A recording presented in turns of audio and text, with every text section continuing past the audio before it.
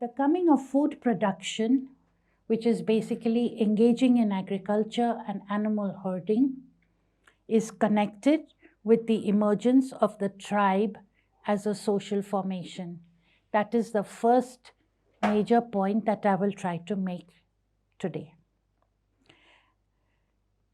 Before agriculture, there were centuries and millennia of the hunting-gathering way of life, in which people would move from camp to camp because they were living off nature, living off certain nuts or grasses or pools which had fish in one season and then dried up and there were no more pools in another season. But agriculturists have to tend a crop in the field. They stay there from sowing to harvest. That is to say, for 4 to 5 months, they will have to be around the crop. And they will have to therefore live in walking distance of their fields. And slowly, the village as a settlement type comes into being. Wheat, barley, rice are harvested once a year. I will speak about another kind of agriculture in the second half. They must be stored, these major grains must be stored to last until the next harvest. You can't produce any more food although you can from herds. But this is not the case with hunter-gatherer life. Agriculturists invest in their village habitat. They plant fruit trees. They plant trees which give shade or fast-growing trees for building wood, for charcoal that they will need. They erect fences around their crops or plant hedges around certain roads that lead to fields. They dig irrigation ditches so that in the long run, younger generations benefit from the work of their forefathers. Across households also, cooperation is necessary. A man cannot roof his own house by himself. He has to call in his brothers, his cousins, his neighbors. Harvesting also requires cooperative effort. So does weeding, sheep shearing, and sometimes taking a flock of sheep and goats out to the pasture. So the food-producing community builds ties down the generations and across families. Amongst hunter-gatherers, groups breaks up periodically after a major hunt or a dry spell is over and people are dispersing again into the forest. The food-producing group is thus a permanent group. It believes it has a common ancestor. This will be important till 7 o'clock today. The common ancestor, the role of the ancestor. And so it has a tutelary deity. You know, in Indian anthropology and history, no one speaks really of the tutelary deity. He is the deity of your place and also connectedly with your ancestors. He is both. And he is very important. Very often, the deity is iconic. It does not take the shape of any statue. Residents are related to one another more or less closely. And the group is characterized over time by its own developing social customs, its own developing agriculture, linguistic peculiarities, its own rules of marriage and herding preferences, its own breed of certain animals. James C. Scott, in his book Against the Grain, 2017, said that the cultivation of wheat and barley in the great river valleys was the essential feature of the ancient civilizations, or rations were doled out to traders going afar, to women for their compulsory labor at weaving establishments, or at pounding grain. So we find, and he points out, that in Mesopotamia, storage facilities were built not only within palaces but also inside temple enclosures. That is quite important. And of course, in Mesopotamia, we know that very high returns were annually raised because of the renewing alluvium of the river valleys and because animal raising fitted so well as a complementary activity to agriculture. There was also fishing, there were fruit orchards, date fruit mainly, and vegetables like onions and lettuce. Now, some tribal societies saw the emergence of chiefships, of strong leaders, by ascription, meaning they were born into certain elite families. It happens over time, first, I think, by achievement, and gradually it becomes ascriptive. You are known by the lineage in which you are born. They could keep small militias with them, what we call retinues, and mobilize resources like metal, flocks, or grain.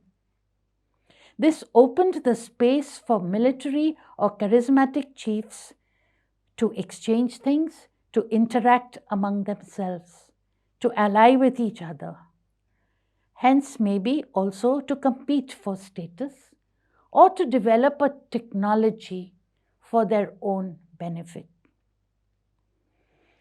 At an early stage, the interest was not in leadership in a certain territory with its own frontiers or boundaries, but in people and influencing and leading people and gaining their loyalty, plus also in resources. Although although power over people is there, a tribe can fission and people may be able to want to move out and leave a chief for one or other reason that they are not satisfied. I'm showing you here some Harappan seals.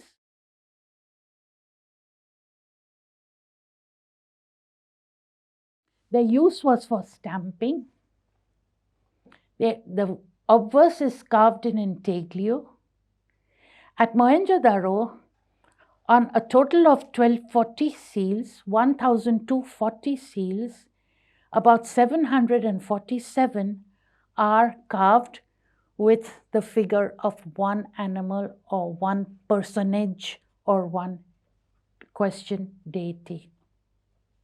So this is indicating to us that there are certain lineages, because for 600 or 700 years, these are the same figures that adorn the seals year after year. So perhaps, and the whole Harappan realm, for example, has the unicorn seal, the first seal you see on top. It is almost always shown with a sacred brazier or an incense burner under its muzzle, which will indicate to most of us that although A, it is a mythical animal, it is not real, B, it has some ritual attached to it which is important to hold. And certain people, therefore, identify with this and identify their lineages for centuries to come. It's not as if the unicorn was used in the first half and then died out somehow later on. No, these were strong lineages which held some kind of function in the state. I will come to the state in a minute. But this group will be proliferating. 60% of the seals are unicorn seals, which means that people who are going out into Harappan territory, taking wives from those territories, having children who would then belong because of their father to the unicorn lineage, marrying into other groups, these groups also wishing to affiliate with the unicorn, so that it is really people who are exercising power over other people at one level, if not on the whole. It's their social presence that is important. This is the unicorn. Always the same formula, 1 inch surface obverse of the seal, a line of writing, the unicorn with its massive bulky body, this time with a ridged horn and a incense burner underneath it. Now, the beginning of settlement, which we would like to think, I would like to think, the tribe is coming into being in the lowest levels of Mehrgarh, the earliest Neolithic settlement that we have. Houses are mud structures with multiple rooms, fairly simple structures. But later on, in level 2 and 3, we have mud structures with double rows of rooms. These rooms are really cubicles because they are too small for sleeping. They have no debris of work or of everyday life, no chewing gum wrappers, no potsherds, no fruits, fruit stones, etc. In contrast to the residential structures which I showed, which have multiple rooms and a lot of debitage of broken tools, etc. Here is another set where you see what I think are grain storage rooms, cubicles, in quick succession, one over the other. These are storage arrangements, Jarish, the excavator, said. But they are community stores. They are not attached to single houses. In this very early village, which is probably tribal, some portion of the village's wheat or barley was harvested and put by, maybe to be shared when the need arose. No grain has been known in any of these stores, I must admit. This is an inference, but it can't have been used for anything else, we think. Before the gradual development of states, people lived in villages near their fields and animals, using stone and bone tools. What held society together in the village was kinship, the ideology of descent, the belief in a common ancestor, and the ancestor and kinship form the glue of society. And there will be certain norms of such social forms developing. The younger will obey the elder because there is a succession of generations. There's an ancestor, there's somebody very close to him, there's someone a little less close, and then there's a youngster who doesn't know better. Things like that. Then who you could marry, how your lineages are arranged in your mind, and who are too closely related to you and who you can marry. Who gives gifts to whom at marriage. Who you can raid for cows. Not close relatives, you can't snatch their things away. But most important will be the land of the tribe cannot be sold. It cannot be given away. The worship of tutelary deities also is associated with the ancestors and the ancestral land. They are protectors of our place. They could also unite a group of lineages or a tribe. With this all comes maybe the unfortunate side of being tribal, blood vengeance. You come together to avenge a death in your lineage, or else men move away to their mother's group, mother's lineage, if there is a bad dispute that can't be solved. In this, again, we will say in a kind of development model, some tribal chiefs who led men in war and accumulated cows, grain or metals, or just snatched wealth away, could emerge as leaders, as wise men who judged disputes, and take prisoners of war to become part of their retinues, to be settled on land, do agriculture, and thereby enable a chief to enlarge his domain. Periodically, a chief could organize festivals or feasts. This is important in tribal culture. You eat together. And who provides this food? If a feast does, his prestige is enhanced. But because the feast is not because he loves mutton, but because of ancestors and the gods. This is an exchange or a tribute to the ancestors and their gods, enhancing thereby the chief's authority and charisma. So gradually, customs, traditions, and institutions could develop, and also rules of succession and inheritance down the lineages, and political succession as well.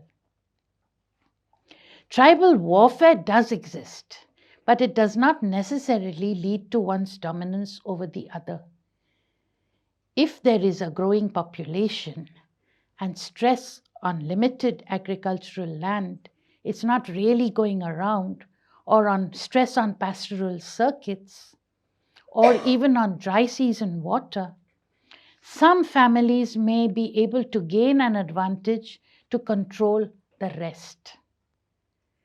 They get a name, a language, an adopted ancestry, we say, with rules and means of transport, with rewards they give for military loyalty to them. They work out booty divisions among their people. But warfare is maybe we don't know whether it is self-equipped, whether everyone brings their own weapon of war, or whether chiefs and rulers of states begin to equip their armies with arrows, bows, catapults, and sling stones or ballista. In Indian archaeology, the sling stones, the ones you fling, are very common and popular, especially in the fortified higher citadels. They are the typical stones you will throw on an enemy who is trying to break through the walls of your citadel. And normally, archaeologists dismiss them as saying these are hunting-gathering tools. So they never bothered to count them, measure them, except at rare sites like Surkotada. So what I've been saying is tribal fission is not really the rule. They have a segmental organization. They are not politically institutionalized. The solidarity is mechanical, and there is no economic specialization. All households are characterized by the domestic mode of production. That means to say, like units reproduce themselves, and they are nested from the family up, bigger, bigger, bigger group. The Harappan state emerges from an earlier era of this kind of society, with Neolithic villages or societies on plains and hills, in fertile agricultural pockets, on natural routes from the hills to the plains. Mehrgarh was the earliest. Wheat and barley were the crops, sheep, goat, cows, the animals. They come from Western Asia. Also, the Indian cattle were domesticated. This is a vast Harappan land that they occupied.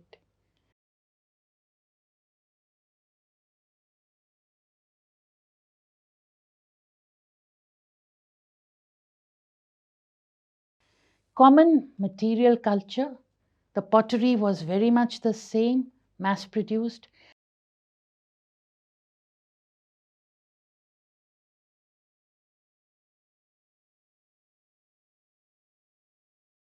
Flakestone tools, I will show you, very much the same. Copper tools or bronze tools in a limited set of, not limited range of varieties of tools. Exquisite stone beams,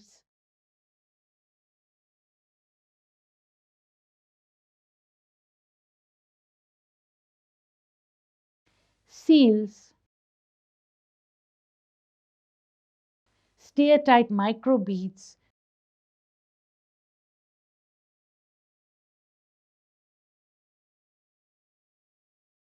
the use of ivory, stone weights, and life in 2 or 3 cities. This is city life, therefore we label it as civilization. And most important, city life has writing. We therefore call it a state because there is clear evidence of mobilization of labor.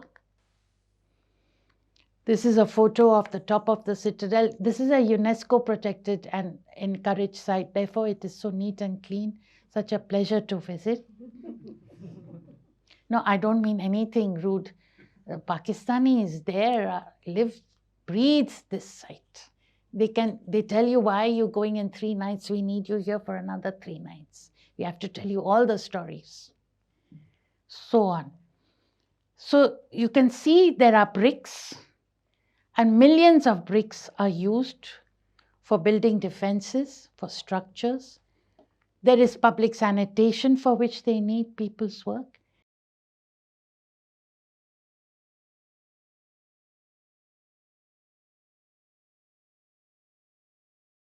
And mostly there is writing, which is also a sign of civilization, where you have to record transactions or exchanges or happenings in writing.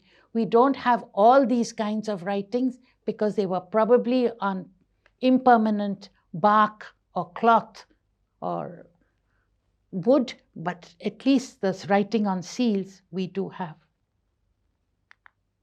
We have the seals for facilitating public life, an exchange between strangers in the cities. There's a standardized production of these seals. The material is standardized, the size is standardized. You lay out the face in a workshop, obviously under supervision, to have the line of writing absolutely straight, you notice?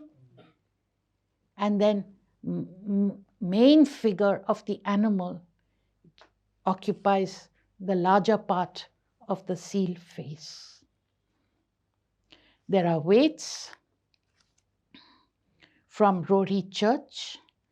Recently, a site called Lakhanjodaro, Rory Hills being rather special because they produce a kind of chert which is banded, as you can faintly see the marks here. And they say that this church is so uniformly came out of the earth. A piece of this size will be of a certain weight, say 30.4 grams. This kind of chert will produce, this kind will produce 0.5 grams, etc.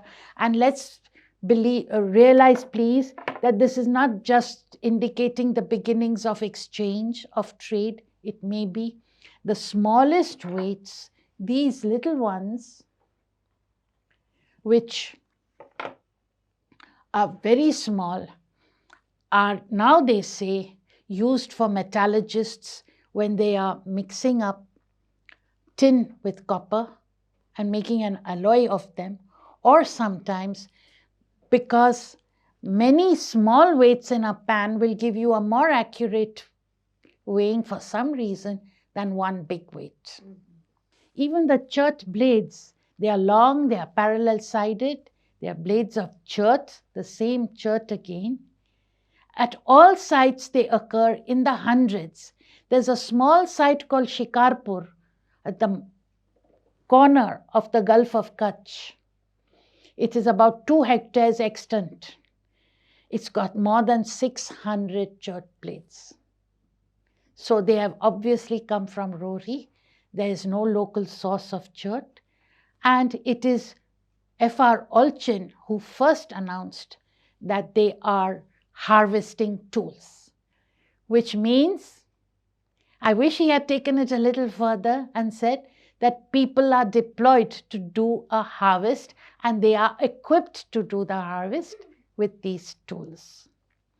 So what we are coming to in any case is the Harappan control of certain materials and deploying them and using them as resources for certain other ends.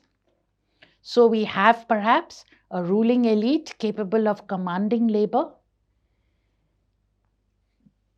capable of exercising sanctions, punishing those who do not obey, a society which is emerging just out of the domestic economy into something a bit larger, with, especially when we see the seals, the workshop situation. They are not making these at home. They couldn't do them so uniformly, 1.1 inch square. See the profile of the seal also. Obviously, supervisors are there to advise them how to cut. There's a range of tools available with which they will do this work. With the emergence of the state, we have seen the city can emerge. City life is a life of people who live in dense proximity to one another, but these people may not be necessarily related to one another. Here you have the Great Bath, public building. There is perhaps a palace here. This is one of the rare baths which is encircled by its own wall. This is the granary. These are not private households, they are something different. In a seminal paper in 1938, Louis Wirth wrote, the title of the paper is Urbanism as a Way of Life, American Journal of Sociology. He said, city exchanges take place between strangers. Like when you buy a bus ticket in Delhi, you don't know who the bus conductor is. He doesn't know who your mama is. It's just between two strangers. He says city interaction and exchanges is, I quote him, impersonal, superficial, transitory, segmental. So we were looking at state artifacts which had been made so obviously in workshops or to a kind of common standard and a common requirement. By the way, this looks very much a simple thing to us, these long chert blades, but there are 2 points I can say about them. One is that if you make blades in a certain method which was used here, you will save on a lot of nodules of stone which would otherwise break and fall apart. And there would be a lot of wastage of raw material. With pressure putting on the top of the core in a certain steady pressure that requires manual skill to remove a blade which is parallel sided but which has the marks of the earlier blades on it. And for this, they say copper was used. And Bridget Olchin says maybe it was, in fact, an urban craft. We have talked about the Rory Hills. We've talked about workshop conditions. And again, I'll say that this is not just standardized tools for the glory of making everything look alike. There's something more to it. There's a workshop behind it. There is a use put to these kinds of blades, a know-how behind them, and ultimately a deployment of skilled labor. Let me now please show you something that some of you may be acquainted with. We have here in an island, this island is an upside down triangle, the site of Dholavira.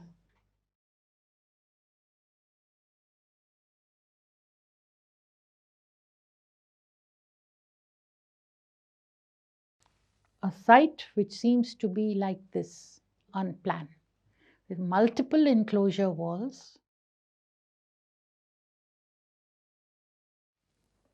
This is the citadel. R.S. Bish calls it a castle. And this is a bailey, he says. It was on a lower level, much lower. When you go there, you realize how much lower it is, and that it has the remnants of bead making over here. And castle is the place where the water facilities are maintained. Now, this cannot but be a state-organized water harvesting, rainwater harvesting arrangement. There are two rainwater, here we are on the top, that come down from Khadir Island, north of Khadir Island, and they flow only when they are in spate and the water is trapped. These are very markedly seasonal. This island has very marked seasonal water. So why did the people come here? We don't know. There must be something very important here for which they were willing to brave seasonal water. This water is then made to flow into this series of one here, one eastern reservoir here, and then a series of reservoirs here. If you see how they are, this is one of the reservoirs from close up. These are built of stones which are made to look like the shape and the size of building bricks. These are bricklayers who brought them here. But can you imagine how much time it will take for stones to be made like this? And each one of these was lower than the one before it. So SR1 is higher. ER1 was in that corner, which I haven't shown. SR3 is one I just showed you. And then they go down and down and down to lower inlet, outlet to SR5. And I have a feeling, let's see again. Now, if you kept water in this kind of tank under the sun, a lot of it would evaporate, A, and B, algae would form. Algae which will poison your drinking water. This pond is algae infested. It's so pretty, but you can't drink it. The buffaloes go in there and people wash their clothes there. So either people put chopped barley straw in the water, they say it keeps algae from proliferating, or they were actually pushing it underground, cleaning the floors of these tanks so regularly, so of all silt, etc., that the water would seep down. Because there is a well on the citadel at Dholavira. These are the high level going through another low level. These are all stones. These are lining stones. And see how well the survey has kept this site. Although there is no UNESCO, nothing, it's kept it very well. Oh, people are going in and planting things on top, I admit. Now, under this citadel floor, there is the largest well known in Harappan archaeology. The diameter of this well is 4.5 meters. It goes down about 13 meters till the archaeologists told the workmen, no, we cannot allow any risk of life, stop digging. So we don't know how deep it is. So what I am thinking is, and I think this is the only plausible thing I can cook up, is that the water table is being recharged with these tanks. You're encouraging the water to go down to keep the well informed. And remember, Kutch is the land, a fissured land of limestone and sandstone, where any rainwater immediately goes and finds the aquifer down below. So this would be done here again. So now I'll talk maybe about the Western frontier communities. So I think we are satisfied that there is a state here, enormously sophisticated. The Western frontier. Baluchistan sheep and goat herders. This is the only land use really possible, because for the Marri, Brahui, other tribes here, there was hardly any arable land available. It's not level, the soil has not formed properly, and it's not moistened by rain. Of course, we know that pastoralists don't leave many traces behind, so many of their sites, camps, we don't know. Especially though we can have total economic independence, because what we find at Mehrgarh, which is here, that after the first two periods, when they had common granaries, they seem to have split, and each house has its own silo for storing grain. So it seems there was a certain period, Chalcolithic we call it, anything, later period at Mehrgarh, when pastoralism becomes a specialization, and people come down here only from November onwards, when the snow collects on the very heavy snow, very harsh climate at Kalat, the Brahui are there, here also. They have to keep coming down, and there are many routes by which they come down.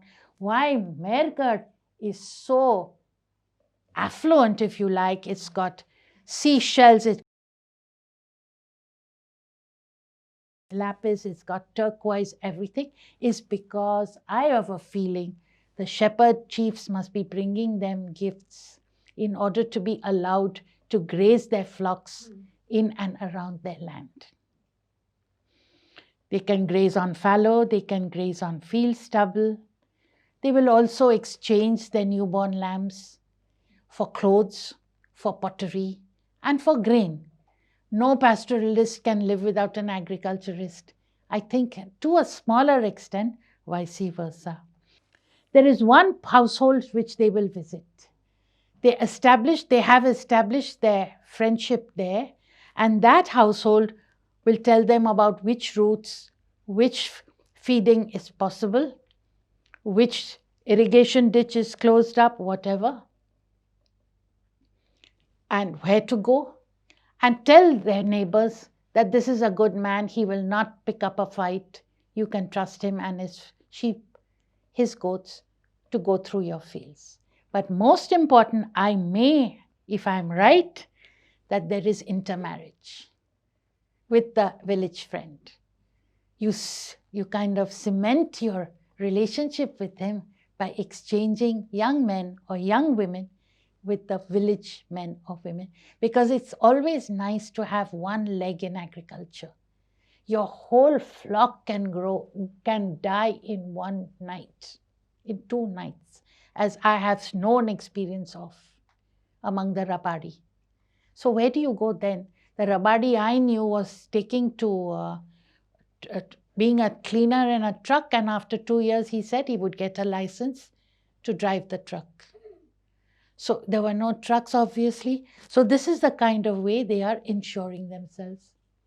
What happens in the Harappan period, for some reason, is that these sites and marches along the Harappa to the Harappan land seem to be closed. In the 60s, here, the Pakistani government closed the pastoralist routes because there was trouble, they said, trouble among the tribal people. Tribal people always create trouble because city people never bother to understand them. But in the post-Harappan period, it seems that inflows were continued And there is the Opolan Pass here to CB. There's the site of Perak, where after the mature Harappan period, two-humped camels came in. Two-humped camel is a Bactrian camel from here. The horse came in. I am delighted. Indo-Aryans came in. And you know, we were talking about African millets. Jawar came in and rice. So even the crops totally changed. There is a site called Mindowari. It's up in the Baluchi hills. Here there seemed to be a very simple culture, but if I show you one slide, this is the kind of buildings you get at Nindowari. It can hardly be pastoralist huts or tents. So obviously it seems there is some kind of a chiefdom with grew, because this was on the route of the Harappans to the Makran ports that they were using. They had to have access to them via land. So there are seals, weights, etc., Harappan type at Nindowari. And then there's this very, very attractive but very suspicious thing that the Musée Guimet has, which declares is a Kulli thing. I don't know, because they bought it. I don't know if it is a fake or what. I really don't know. So a client chiefdom is one possibility.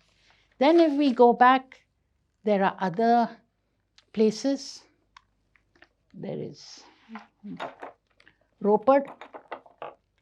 This is a regular Harappan site. Okay. Ropar is a regular Harappan site with all the mature Harappan material culture. But this is where today Cedrus deodar logs come down from the high ranges, from the Sivalik hills, and floated down. The Sutlej also is navigable from this point. It is also crossable at this point. So it's understandable that a station was set up. There is Kunal, which I may not have marked on the map, which was hyped up greatly as a Harappan site. But what Kunal had was, as far as we could make out, me and my students, 3 Harappan shards. The rest is not Harappan. It's an early culture of an early Chalcolithic culture, not Harappan. And lots of gold, meant 33 beads, lots of steatite beads, etc., from one locus. And they never properly published that locus. It seems that a gift had gone up to one chief or one elder's house in Kunal. And that was it. They were surveying the land for something, we don't know what.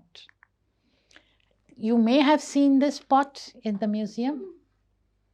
It's at Burzahom, a site again which would give good guidance for those who wanted wood.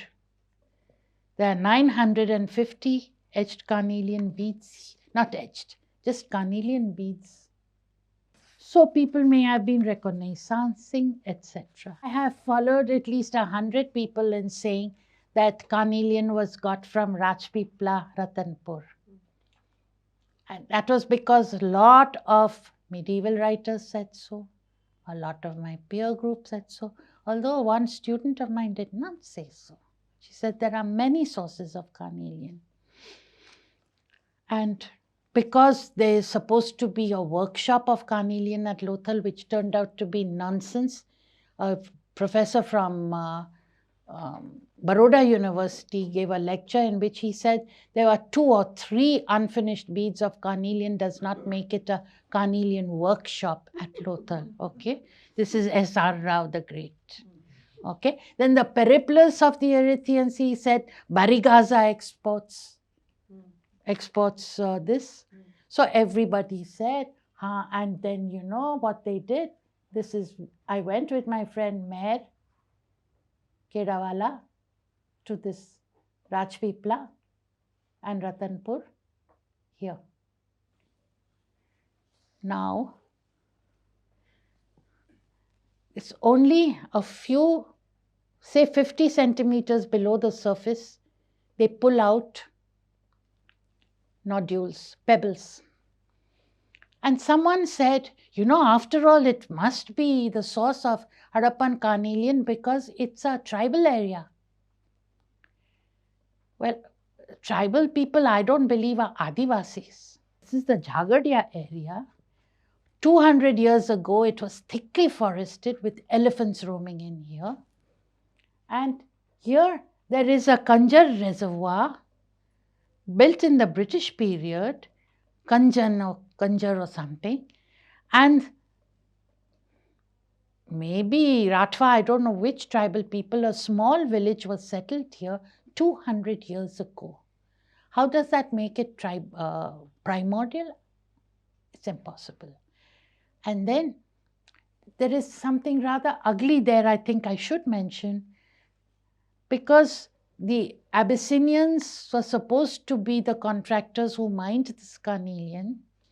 What happens is that a contractor today examines the pebbles, chips a little bit off. If he thinks it's promising, he flings it onto one pile or else onto another pile. And meanwhile, an even more disgusting activity is going on.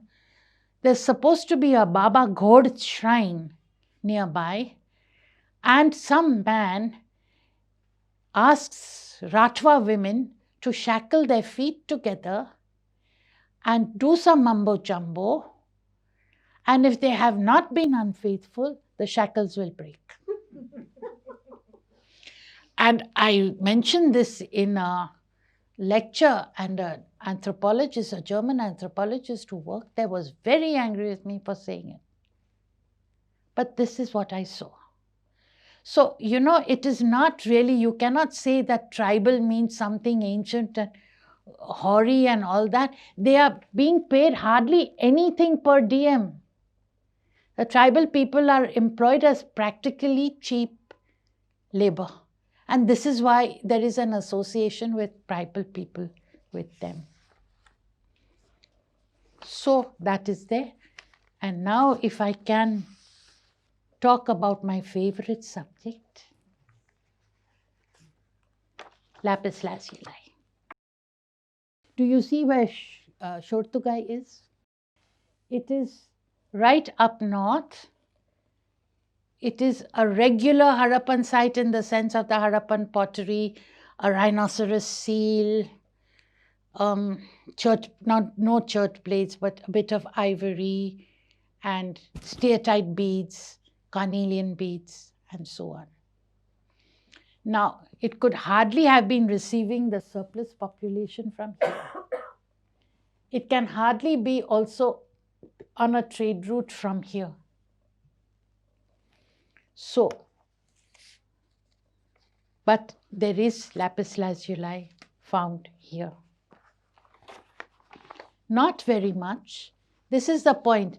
A certain culture may be exporting or dealing with a certain commodity, but you need not find a lot because at the site, because either you don't know it or you haven't found it, or because every bit was more valuable if they sent it somewhere else.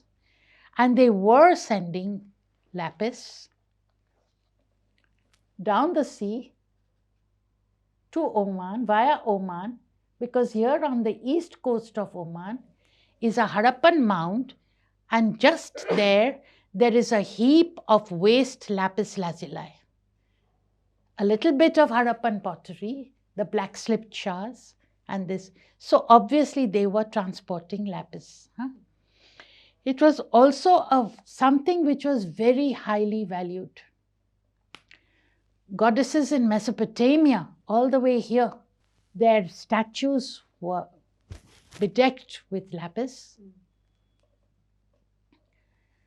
The tablet of Gilgamesh has a prologue. One of the standard Babylonian versions of Gilgamesh has a prologue saying, "Open the cedar box, lift out the tablet of lapis lazuli, and you will read on it the adventures of Gilgamesh, the valiant hero." Huh? So this is where it is all happening. Now, if you see, again there is a problem. Supposing,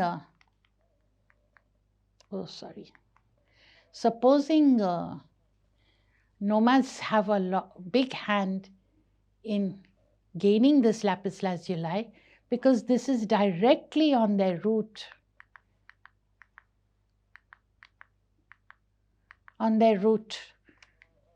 You follow their flocks. They go upstream on the Kokcha River. You can mine the lapis there. You bring it down, and there are every spring, this valley is choked with sheep and goats.